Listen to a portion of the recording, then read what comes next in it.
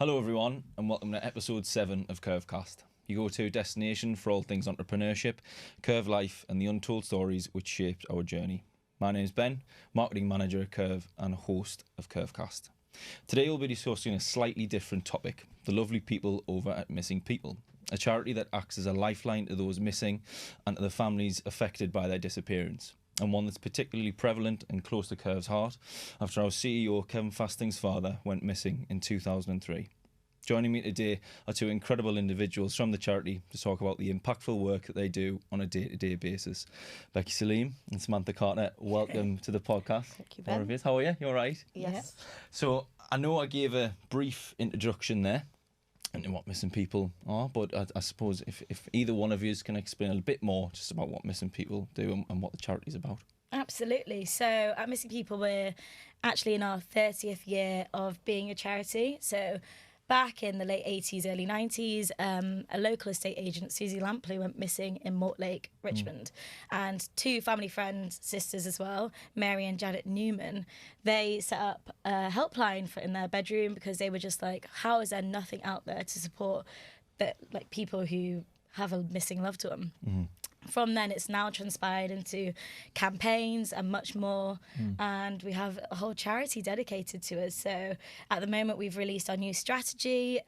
We've kept our vision the same throughout. So every missing person is found safe. Mm-hmm. But our goals have changed. So the first goal is basically making sure that people know that going missing is a life or death crisis and that we need to act instantly and people need to pay attention to it. The two other goals more are directed towards our challenges. So people need to get the right help at the right time. That can be institutionally, so police, medical, the way that people view people, and also that fewer people come to harm, which is key to what we're trying to do at the charity. Yeah. So that's a little bit about what we're doing. Yeah, no, great, absolutely. And I'm sure we'll get into more when we speak through the podcast. As I mentioned at the start, obviously, Kev's dad, it's been 20 years since he's been missing, and unfortunately he's just one of so many out there, obviously to hundreds of thousands of people that are going missing. What's the scope then and the impact of this, given it's so the effect it has on the families affected by the missing people? Absolutely. Well, the scope's huge, Ben. So yeah, as you mentioned, it's Kev's dad's 20th missing anniversary tomorrow, in fact. And we just want people to know that we're there for them however long they need us to be there. So the scope is, the statistics that we use is someone goes missing every 90 seconds in the UK. Wow. So that's 170,000 people every year, 70,000 of which are children. Oh my goodness. And what's sadly becoming more and more happening, is that people are coming to harm whilst they're missing. So sadly, that can be via suicide as well. So I think it's 1,030 people die whilst missing every year, which is much higher than the homicide rate in the UK per year. So it's a little bit about the scope of what we deal with. So yeah, anything else? No. I guess the impact that it has on families is huge. Of having someone missing, it's not just the individual that you're trying to find, but you're also supporting the families who are affected by it massively. And I assume that there's so much that goes into that. Yes, so we offer a dedicated family support team who provide confidential one-to-one support, and it's by telephone or text. We supply, if you want a dedicated person, you can, or you can speak to a number of different people. So if you want somebody that's going to be there for you, no matter how long it takes while that person is missing, we do supply that. Our support is available, as I said, for the duration of that person going missing, whether it be a few days, months, even years. Some of the people we work with, we have been working and supporting for many, many, many years. Since they went missing. And we also offer free missing focus counselling and forums where people can go and get some practical advice. So how to tell people about your missing loved one, what it means, and also other advice like financial advice. So if there's money that needs to be sorted out and how they go about sorting it out legally. And obviously the advice, because a lot of people suffer from what is called ambiguous loss. So that means that there's never closure. Right, yeah. We are there to support them through those really dark times. It's quite similar to what they see in PSD, post-traumatic stress Sorry, disorder. post-traumatic stress disorder. So it's really, real loneliness. And if you haven't been in it and you don't know what it's like, then they call it ambiguous loss. Right. So for those, I suppose the ultimate aim to prevent this, people from going missing, is to actually find the cause potentially before they do. Yes. I don't know how easy that is, but is there the signs that you can sort of see in someone who's potentially thinking about maybe going missing and completely disappearing altogether? Absolutely. Well, to go missing is so broad. It covers so many topics. So that could be mental health, financial reasons for kids and children, young people. It's exploitation. That could be by gangs or sexual. So I guess signs would be completely going in on yourself, becoming a bit introverted, acting out of character, being more anxious, hiding parts of your body, especially with women going missing. It's domestic abuse. So if you just notice someone coming completely recluse, those are just a few of the signs. There'd be so many more. Just someone changing their personality is enough to just think, oh, maybe something's going wrong, or just someone not wanting to join in enough. Yeah, something's going on. You spoke there about the term missing being quite wide and widespread. Now, to me, the term missing, it's still the sort of that hope, and what we were discussing earlier was in the presentation that you guys did for us at KERV. There is that sense of still hope being there for someone who is missing, because they're not gone and they haven't passed on through that term. That's the way I see it anyway. I don't know how you guys might view that term missing.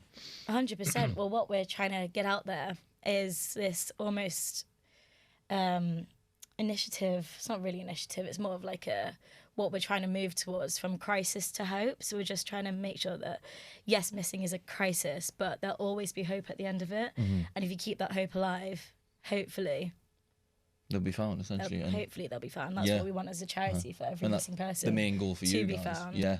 Yes, our 30th anniversary this year, we came up with getting families that have experienced missing to walk in hope for their loved ones. So that's across the country, they've all got together and they've done numerous walks to try. Well, and also it helps them mentally to try and talk about their loved ones and with the hope that they will one day return. There's people that, unfortunately, that doesn't happen for. But as long as we can keep that hope alive with those that have, then that's our one of our main aims. And I guess them initiatives and campaigns that you do, are they quite influential in how you're supporting the families and essentially trying to hopefully get people back home who are missing? Are them campaigns that you're running quite effective in what you're doing? And do you run campaigns? Sorry, I should be asking. Absolutely. Yeah. So we did one with Deliveroo a few years ago, bear in mind, but it was called Ride to Find. So with the delivery drivers, we use their billboards, not their billboards, their, what are they called? The back, they carry the food in. We made them mobile billboards, and we did a few campaigns on them. They were active appeals, people that are missing, and 5 of which were found throughout that course because of them just being advertised nationwide. Great, aye. So people were able to see the appeal on the Deliveroo driver's bike, and then if they were to spot them in the streets or maybe even knew them, because a lot of people that go missing don't even know that they are missing, or even they've been alerted to the police or even their families that are looking for them. And a lot of the time people that want to go missing, it's their legal right to go missing. So okay, that's interesting. It is interesting. So the people who don't even realise that they are missing, that I didn't even realise that was a thing. So could you speak to me a bit more about that potentially, like what that entails? Like, absolutely. There's quite a few case studies. I don't actually know the names, and I don't know if I can use the names, but recently a mum, she'd had her son missing for years. I think it was like 5 years. And then he just turned up on the doorstep and didn't even realise that he was missing. And a lot of the time, people want to go missing because they don't feel like in their situation at home or whatever situation they're in, they're not good enough, or maybe they need to get away from that situation. And they have not seen any of these appeals alerted anywhere. And yeah, it must be so isolating almost for the person. Yeah, absolutely. I mean, just the fact that someone can go missing and not even realise that they go missing, to me, I'm just like, wow, that's amazing. So do you experience a lot of that within missing people?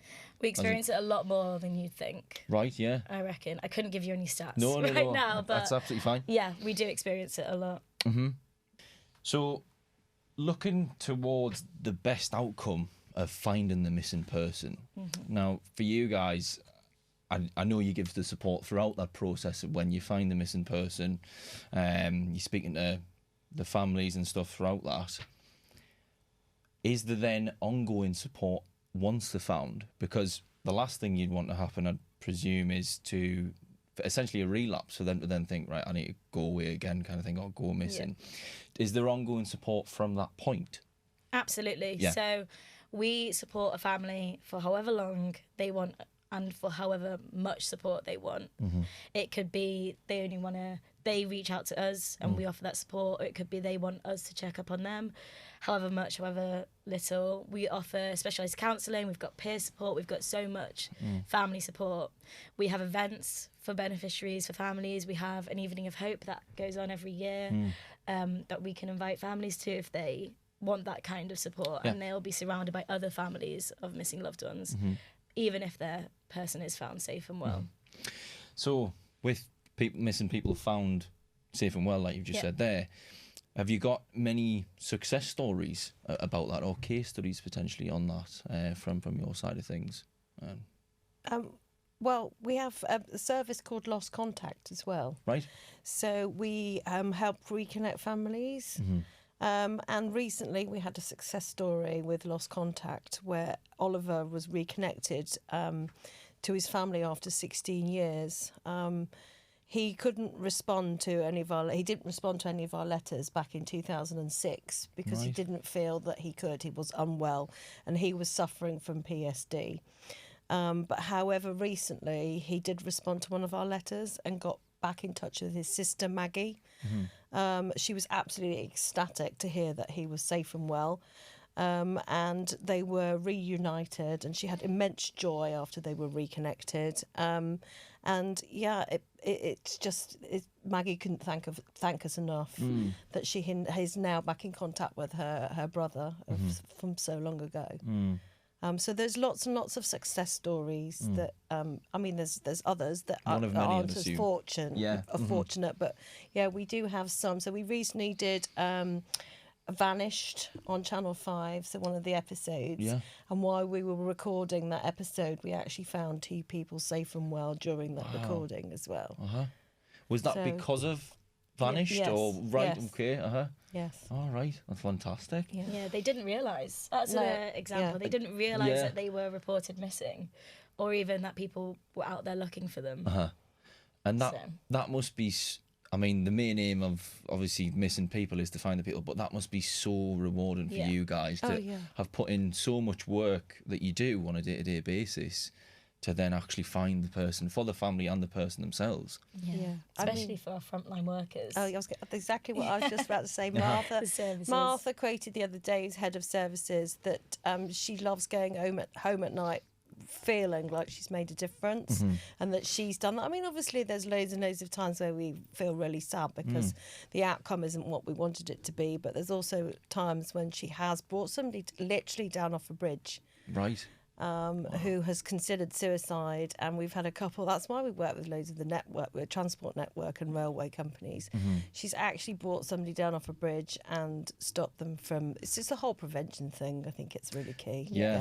So obviously the prevention side, like we were just saying there, it's in terms of obviously preventing them from going missing in the first place and the suicide potentially as well.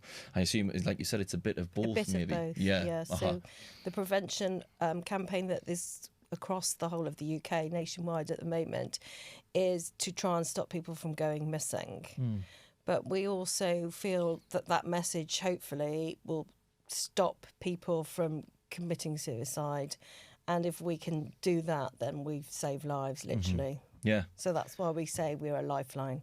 Yeah, absolutely. And I think obviously the work you do is absolutely brilliant. Obviously for the what I was listening this morning in the presentation, you know, there's so many cases from what I was looking at. I can't remember the specific number, but it was in the hundreds of thousands of people go. Is it every year? And 170,000 people. God, and I know. I think for you guys, it's more of a thing of, look, we can't find everyone. Yeah. But we will try as hard as we can to get as many as we can found.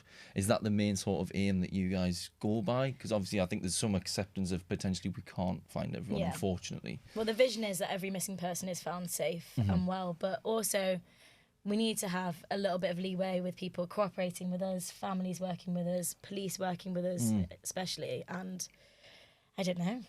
I was just going to say the same. We've got to have corporate partners and people like yourselves, KERV, who have got the time to help us by fundraising, by putting awareness out there so we can widen our reach, by helping us fund our helpline day in, day out.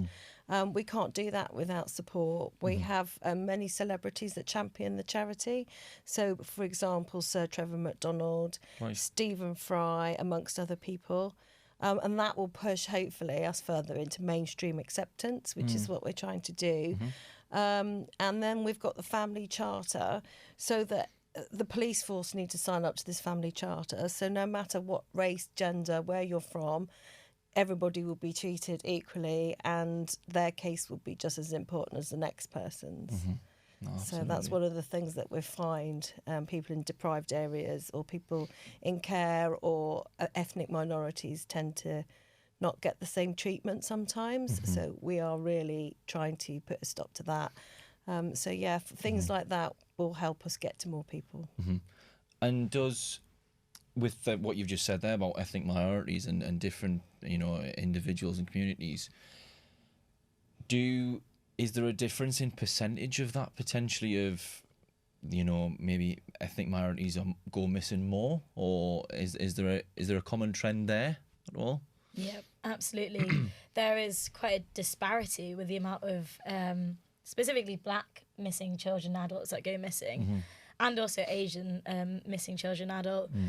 I can't remember the stats off the top of my head. 13% of the population, of the missing population, are black, as opposed to 4% of the general population. Right. Yeah, so it's quite That's alarming. a big number, like that, isn't it? Big difference. In the same sense, then, from the podcast that I've done recently, I've spoke to a lot of sort of males who have struggled with mental health, and I think that is not being gender biased or anything, but in males more, it's probably stigmatised more because it's not seen as sort of like you're giving away a vulnerability, if you like. Is there a predominance then in males potentially who are going missing? I don't know if you're aware or there is. Absolutely.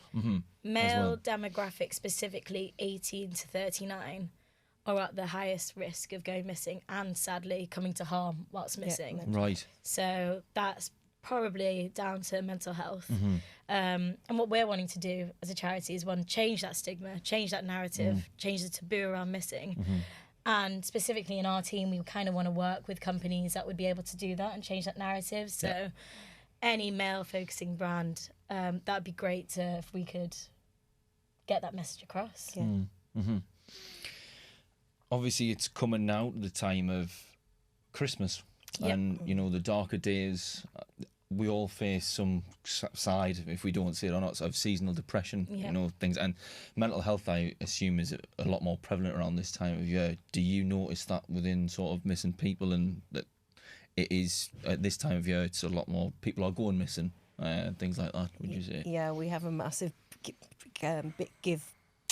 big give campaign coming up, and yes, we definitely, I think missing people that have their loved ones that aren't present it's really noticeable at Christmas time because there's an empty chair at the table, for example. Absolutely. Yeah, I just wanted to add, sorry. No, that's fine, absolutely fine. That especially in like the winter, colder months, environmental reasons, sadly, a lot more people will come to harm because if they're stuck outside, if they've not got any shelter, they'd sadly pass away. And another thing to add about coming up to Christmas time is a lot of families that we work with and we support, they will leave that like table, like the place at Christmas empty for them every year, hoping that person will come home, and hopefully they will. That's what we want. Absolutely. So what are the specific tools, resources that you guys can recommend or give that would support people in that position, maybe who are alone and aren't aware of, you know, or have any supportive means of the family or anything like that, who are alone and they might be thinking, you know what, I just need to get out of here kind of thing. Is there anything tools-wise or resources that they can use to maybe think there is a way out of this? Absolutely. Just call or text our helpline. There's someone at the end of the phone. They're there to offer support.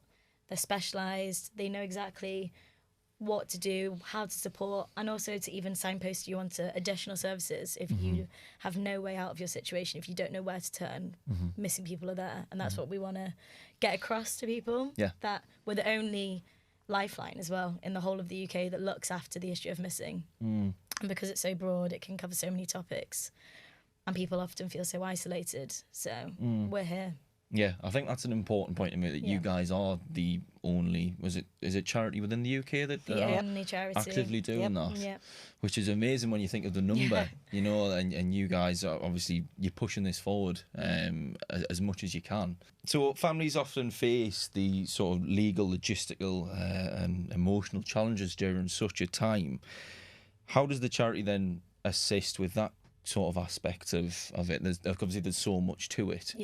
How do you guys support that? So we have a dedicated policy and research team which look after a lot of these kind of issues, so specifically where families go to afterwards, because especially with guardianship, ownership of bank accounts, etc. So we were kind of,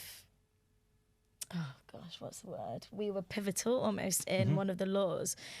We support a family, the Lawrences, so Joan and Peter Lawrence. Peter sadly passed away. Right. And their daughter Claudia went missing, just going into work one morning. Everything seemed exactly how it should be. Sorry, I just knocked my microphone. But after she went missing and she's not been found, they didn't know what to do with her bank accounts. She owned a house. How do you freeze the assets if someone's missing and you don't know where to go? So they formed Claudia's Law, which basically made it so 90 days after someone's reported missing, the guardians are able to take ownership of their private matters. So they were able to take ownership of houses and direct debits to make sure that she's not paying into anything that she doesn't need to be paying into, especially because they don't know what's happened to her. So that's just a little bit of what we can do legally, and we do try and get on top of things. We lobby. We talk with police, we try and help in legal matters, etc. So, How does the charity support with the emotional and practical challenges then? Have I missed a missing loved one? We have got an example of a lady called Evidence Joel, who we have been supporting since her son disappeared in 2021. He was sadly found deceased. Evidence faced huge challenges. She tried to report her son missing to the police, and in a statement she issued via her lawyers said, "In the darkest period of my life, I was dismissed by multiple Metropolitan Police staff at all levels of seniority, and my son's disappearance was not taken seriously." So her family support worker has been working with her tirelessly to get her back on her feet, and has done the most amazing job. Now, Evidence not so long ago she found the strength and took part in a walk that we did with one of our corporates, and she walked the last leg of 13k. And at the end of it, she made a little speech to the people of that corporate and thanked them for taking part. And she said, "Missing people helped me when I needed them the most." So yeah, we've had many families who've faced lots of challenges, but there's just an example of one that we still are working with today. Absolutely. And obviously, like you said, you're still in contact with them and still supporting them throughout that, which is absolutely fantastic. I guess just to end on this one then, is there any advice that you can both maybe give to people who are in that position of, who are thinking about going missing, or maybe listen to this and they are missing? Is there any advice that you guys can give on that? I always ask it at the end of the podcast, but is there any advice you could give on that point? Absolutely. As we mentioned before, it is well in your right to go missing.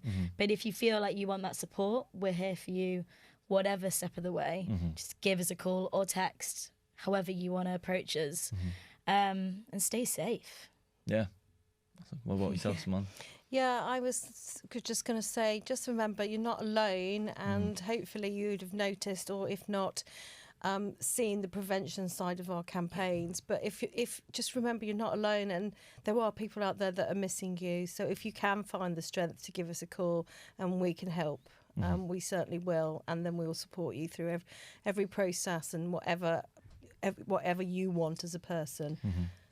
I just wanted to touch on the fact that if you do want to call or contact us, we can set up a 3-way call between you, us and someone else. Right. That might be a family member, it might even be police. So if you don't have the strength to do it and you want some help along the way, we can do that, we can coordinate it, and we're there.